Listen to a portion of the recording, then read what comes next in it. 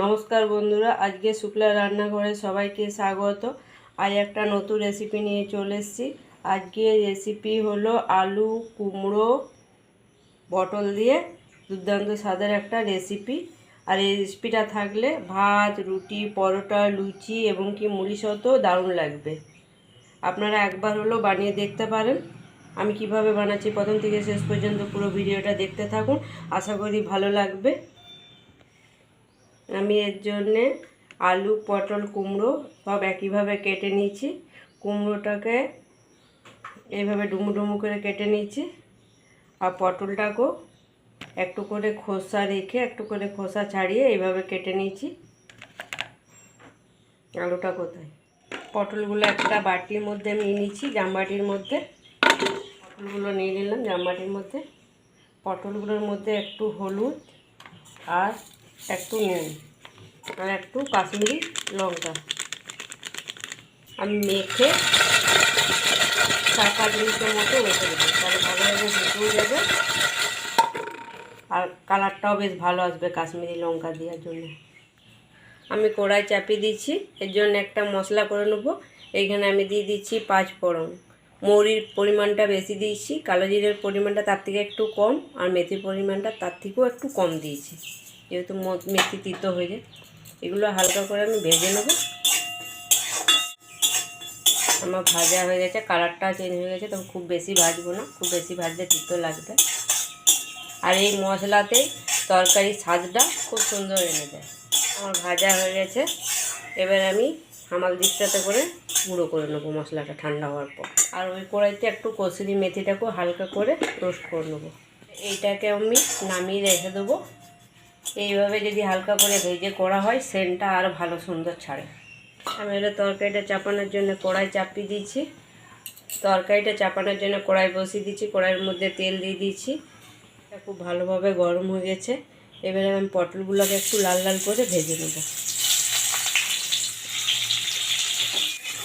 এইভাবে বেশ কিছুক্ষণ সময় ধরে ধরে এইভাবে লাল লাল করে পটলগুলোকে ভেজে নিতে হবে। পটলের যে কাঁচা গন্ধটা থাকে সেটাও থাকবে না, আর পটলটা খেতেও ভালো লাগে এইভাবে যদি লাল লাল করে ভাজা হয়। আমার ভাজা হয়ে গেছে, তুলে নেবো, আর বাকিগুলো এইভাবেই সব ভেজে নেবো লাল লাল করে। পটলগুলো আমার ভাজা হয়ে গেছে। এবার তরকারিটা চাপানোর জন্যে কড়াইয়ে তেল দিয়ে দিয়েছি, আর এখানে ফোড়নে দিয়ে দিচ্ছি তেজপাতা, 5 ফোড়ন, একটু হিং, একটু শুকনো লঙ্কা একটা। সেকেন্ড ভেজে নেবো। দিয়ে দিচ্ছি আলুটাকে একটু লাল লাল করে ভেজে নেব। আর এই তরকারিটা অবশ্যই করে হিং দিতে হবে, যেহেতু নিরামিষই আর কোনো মশলা তো সেরকম দেবো না। একটু হিং দিলে বেশ ভালো লাগবে। পরিমাণ মতো নুন, হলুদ, একটু কালারের জন্য কাশ্মীরি লঙ্কা।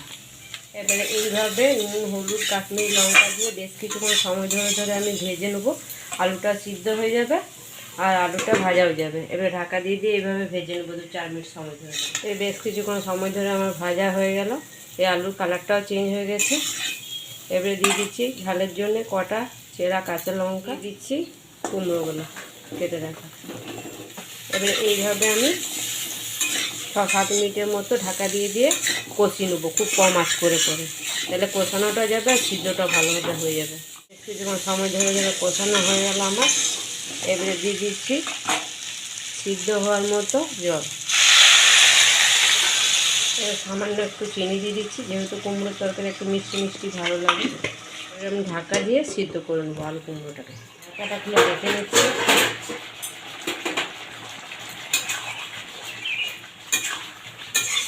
কুমড়ো আলুটা আমার হাফ সিদ্ধর বেশি হয়ে গেছে। এবারে দিয়ে দিচ্ছি ভেজে রাখা পটলটা দিয়েও আবারও ঢাকা দিয়ে দেবো আমি। তরকারির আমার জলটাও কমে গেছে, সব খুব ভালোভাবে সিদ্ধ হয়ে গেছে। পটল, কুমড়ো, আলু খুব ভালোভাবে সিদ্ধ হয়ে গেছে, অথচ গোটা গোটা আছে কুমড়ো টুমড়ো সব। এবারে এই যে জলটা আছে এক্সট্রা, এই জলটাকে নেড়ে চেড়ে আমি শুকিয়ে নেবো। আর এটা শুকনো শুকনো তরকারিটা ভালো লাগে, মাখো মাখো।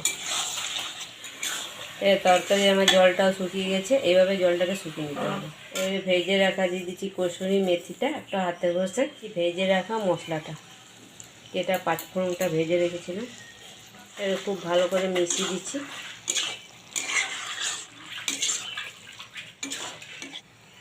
এই আলু কুমড়ো পটলের রেসিপিটা একবার হলো বাড়িতে বানিয়ে আপনারা দেখতে পারেন। আর ভাত রুটি পরোটা লুচি মুড়ি সবের সাথেই দুর্দান্ত লাগে। এই আলু কুমড়ো পটলের রেসিপিটা আপনাদের কেমন লাগলো অবশ্যই জানাবেন। যদি ভালো লাগে লাইক শেয়ার সাবস্ক্রাইব করবেন আর পাশে থেকে সাপোর্ট করবেন। ধন্যবাদ।